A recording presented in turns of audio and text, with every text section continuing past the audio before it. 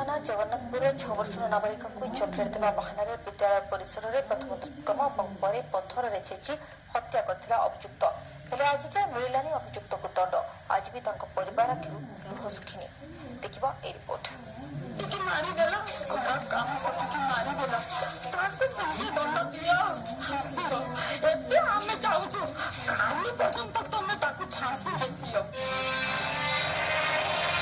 कांदुची बुढ़ीबा दिने नुहे कि ओडिए नुहे दीर्घ वर्षेरु अधिक काल 6 वर्षर नातुणी कथा मन पड़ुछि एमिति राह धरी कांदुछि आउ दोषी को फांसी दियो बोली नेहुर हेउछि।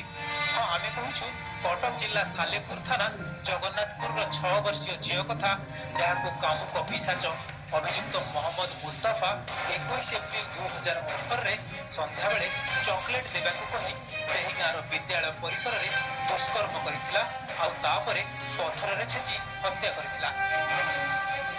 पोक्सो आईनर धारा 35 निर्दिष्ट कर एक वर्ष मध्य तार चूड़ांत निष्पत्ति हवार व्यवस्था।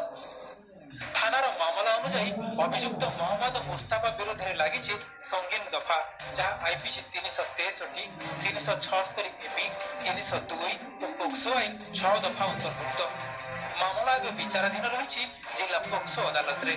यह भितर पुलिस अभियुक्त डीएनए टेस्ट कर सारी आउ 46 जन प्रत्यक्ष परोक्ष साक्षी मान कोर्ट रे जेरा करा सरिलानी। घटना तुरंत हस्तक्षेप कर दंड विधान करने को निवेदन करिसेंती बीजेपी संख्यालघु सेल संपादक जाहिर मोहम्मद।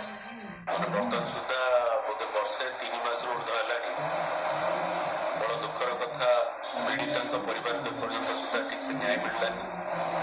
मान्यवर अदालत को आपण माध्यम अनुरोध करुच्ची यथाशीघ्र ए विषय में दंड विधान करतु।